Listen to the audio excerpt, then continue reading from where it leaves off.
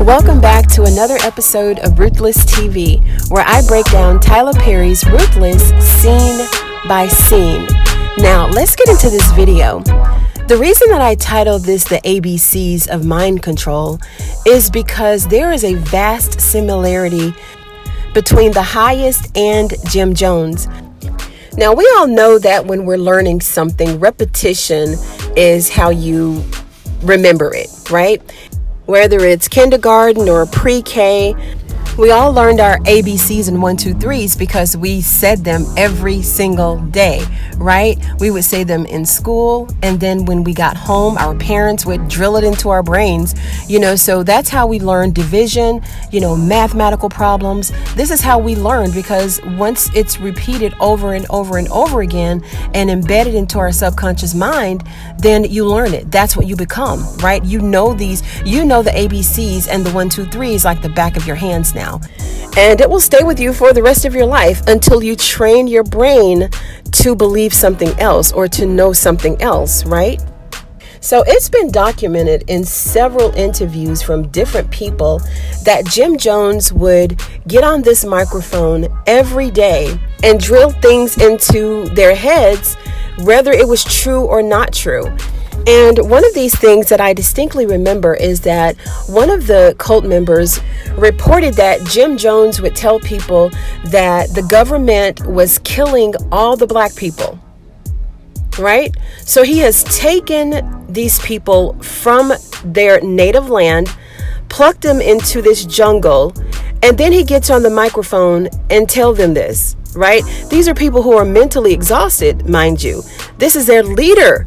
Like, our leader would not lie to us. Our leader would not mislead us. And he had these people thinking that they were killing all the black people in America, right? So we have to remember that there were no cell phones, there were no televisions, there were no radios. The only radio that they had was this radio that he had, and he's the DJ, he's the guest speaker, he's everybody. He was their world, because whatever he told them, that's what they believed.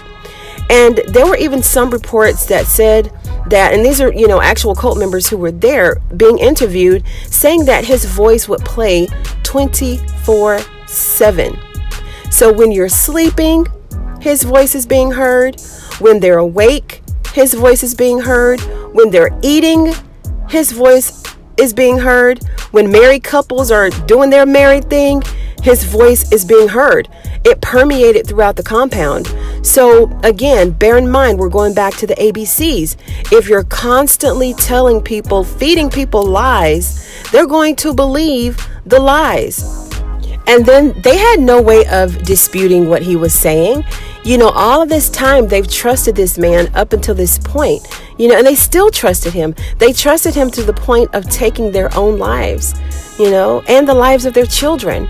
So when we see the highest decked out in his hair bows and on the microphone, talking to, Ruth and Sally and all the people on the compound, this is where the concept came from. Now, there are all types of brainwashing techniques, right? And they all lead to the same thing. They transform your thoughts. It's just a reformation of your thought process. And Jim Jones knew this, right? He knew that if he got everyone isolated and dependent upon him for their everything, that he could tell them anything. He could tell them that the sky was purple and they would believe it. He had complete control over their lives. He would control their sleep patterns, their eating, when they went to the bathroom. Just basic needs, but they all depended on him.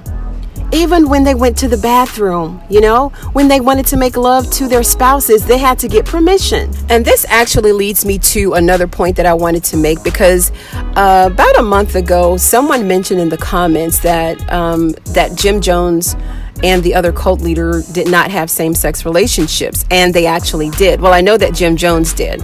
It was alleged that he did, and I'll tell you why.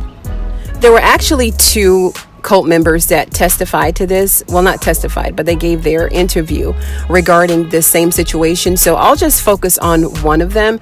But Jim Jones would offer this to his members all the time. Like, he would offer to do it, right?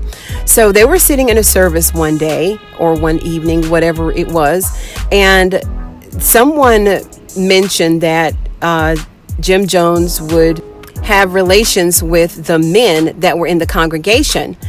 And they were basically getting a poll, I guess, or wanted to know who all wanted to do it. And I'm sorry, it's not funny, but they wanted to know who all wanted to do it. And then, it's like a church service or whatever. And they were like, well, raise your hand if you've already experienced this with Papa or whatever they called him.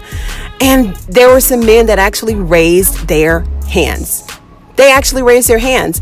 So the guy who was doing the interview, he was like, he was looking around like, I'm pretty happy with my wife. I'm not really trying to go that route. And, at that point, I think they were still in the United States at that point. At that point, I would have got out of that church and I would have left. That was just a little too much, but, he did offer, and people actually had relations with him.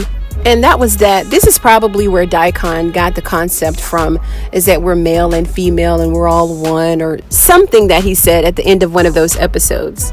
And the same guy that was being interviewed is the one who also said that they worked them like dogs. This is why we see on the compound, Tally's always folding clothes, and, they're always doing laundry and, planting food and stuff like that. So they're always working. They worked around the clock.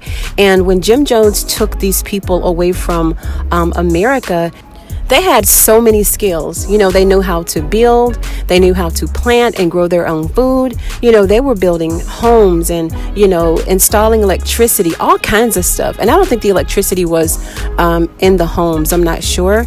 But, just enough so that radio would work. They definitely hooked that up some kind of way. But they were so mentally tired and drained that they relied 100% on the direction of Jim Jones. He even said that he gotten to the point where he didn't even trust his own judgment, and that he thought that Jim Jones' judgment was better than his own.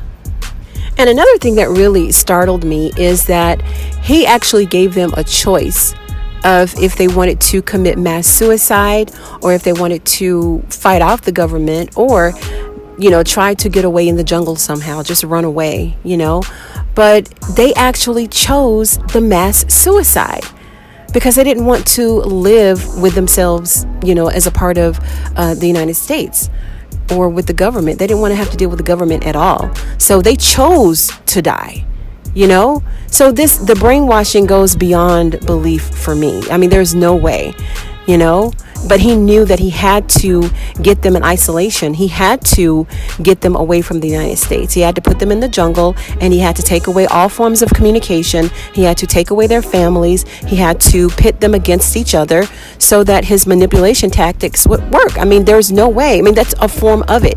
You have to isolate your targets and your subjects and whoever it is that you are trying to manipulate and brainwash. So I'll go ahead and wrap up this video right here. This is yet another similarity from Ruthless to real life cults, and I'll be breaking down part 2 and just little bite-sized segments, because part 2 is about 40 minutes long and it got destroyed. It got deleted by mistake. So I explained that in another video, so I won't bore you with the details of that. But I do want to thank you so much for tuning in. If you like the video, give it a thumbs up. Subscribe if you have not already subscribed, and I'll see you on the next one.